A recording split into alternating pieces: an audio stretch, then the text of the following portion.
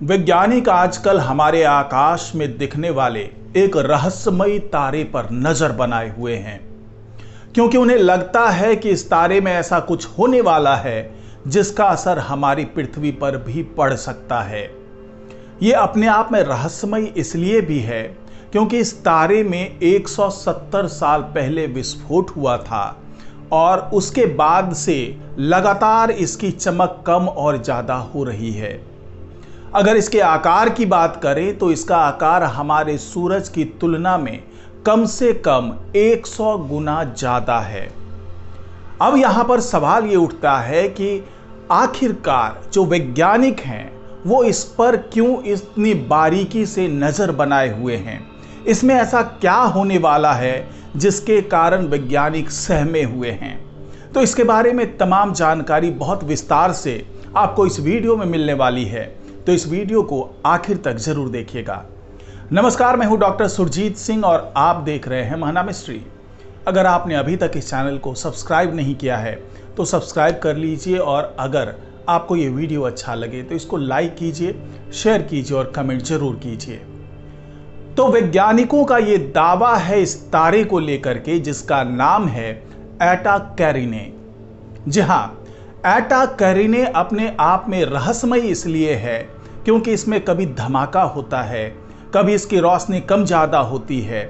इसके बावजूद ये सबसे चमकीला तारा है और वैज्ञानिकों ने ये आशंका जताई है कि किसी भी पल हो सकता है कि कल हो जाए, परसों हो जाए या फिर इसमें समय लग जाए, लेकिन इसमें एक बहुत बड़ा धमाका होने वाला है जिसको बिल्कुल खुली आंखों से, नंगी आंखों से हमारे पृथ्वी से ही देखा जा सकता है, और हो सकता है कि इसका कुछ असर हमारी पृथ्वी पर भी पड़े। इसलिए वैज्ञानिक इस पर बहुत ही बारीकी से जांच पड़ताल कर रहे हैं, नजर बनाए हुए हैं। एटा कैरिना नेबुला में लगभग 7500 प्रकाश वर्ष दूर स्थित है।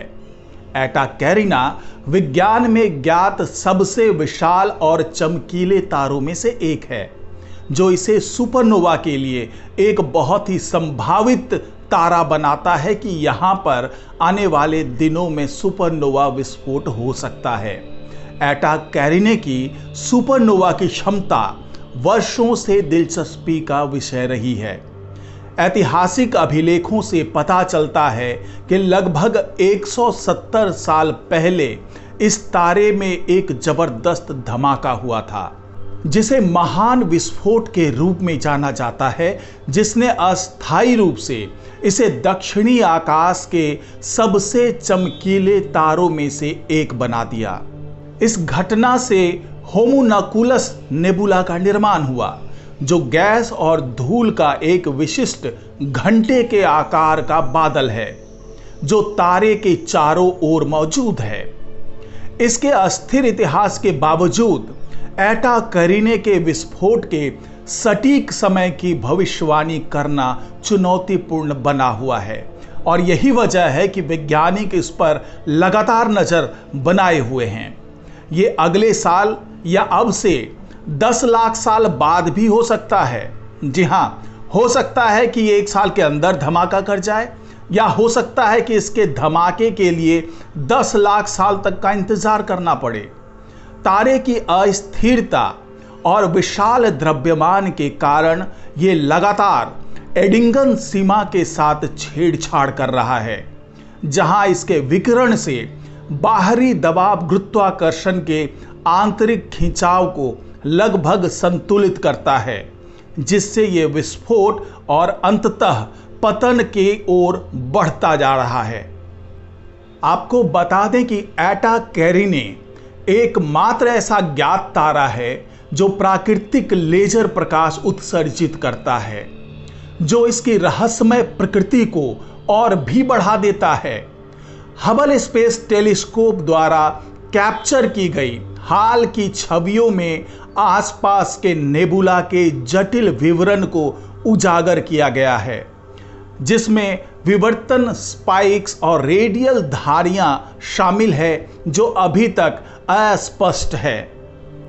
वैज्ञानिकों के मुताबिक एटा कैरिने का अंतिम सुपरनोवा एक ऐसी दिलचस्प घटना होगी, एक ऐसी अविस्मरणीय घटना होगी जो हाल के इतिहास में देखे गए किसी भी सुपरनोवा से अधिक चमकदार होगी, जिसमें SN 2006 GY भी शामिल है। जब यह विस्फोट होगा तो यह पृथ्वी से दिखाई देने वाला एक असाधारण प्रकाश शो प्रदान करेगा और विशाल तारों के जीवन चक्रों के बारे में अमूल्य जानकारी प्रदान करेगा।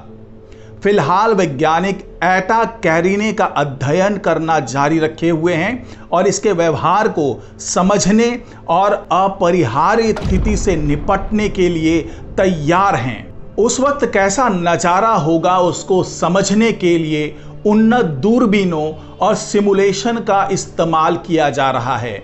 भविष्य में जब भी इस तारे का विस्फोट होगा तो ये हमारे समय की सबसे महत्वपूर्ण खगोलीय घटनाओं में से एक होने का दावा करता है।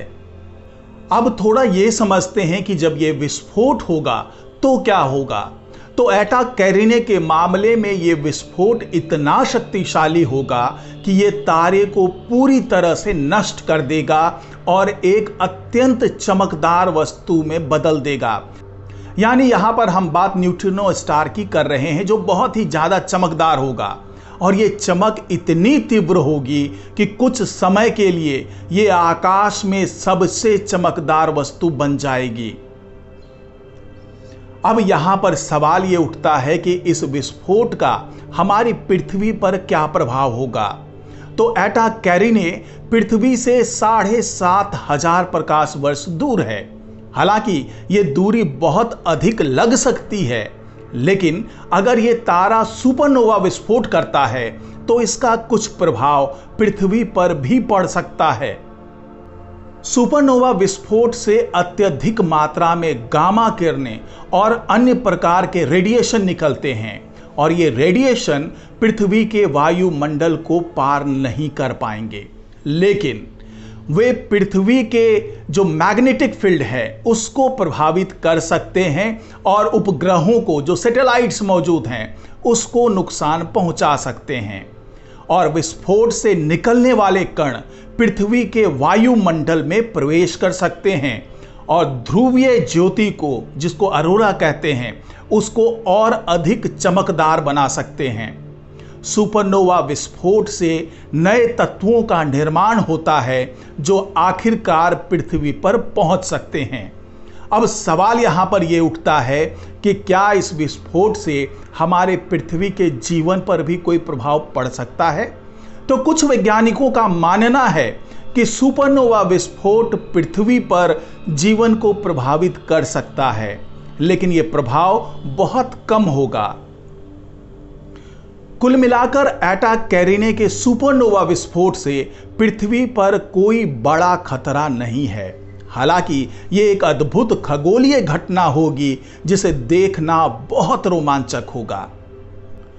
एटा कैरिने में होने वाला सुपर विस्फोट हो सकता है कि पृथ्वी पर बहुत ज्यादा प्रभाव ना डाले, लेकिन यह विस्फोट अपने आप में बहुत बड़ी घटना होगी। यानी कि हम यूं भी कह सकते हैं कि हमारे समय की सबसे बड़ी खगोलीय घटनाओं में से एक ये हो सकती है।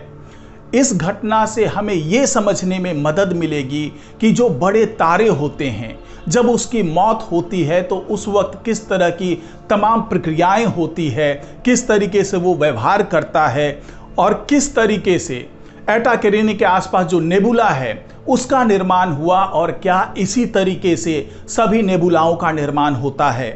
और साथ ही ये भी समझने में ये मदद करेगी घटना कि जब हमारा सूरज सुपर जॉइंट बनेगा, रेड जॉइंट बनेगा, जब उसके दिन कम होने लगेंगे, जब आखिरी समय उसका आएगा, तब वो किस तरीके से व्यवहार कर सकता है, उसके बारे में थोड़ा सा अंदाजा हमें एटा कैरिने में होने वाले विस्फोट से हो सकता है। इसीलिए वैज्ञानिक इस पर लगातार नजर बनाए हुए हैं और इससे मिलने वाले डाटा का विश्लेषण कर रहे हैं। तो आज की रिपोर्ट में फिलहाल इतना ही। नमस्कार।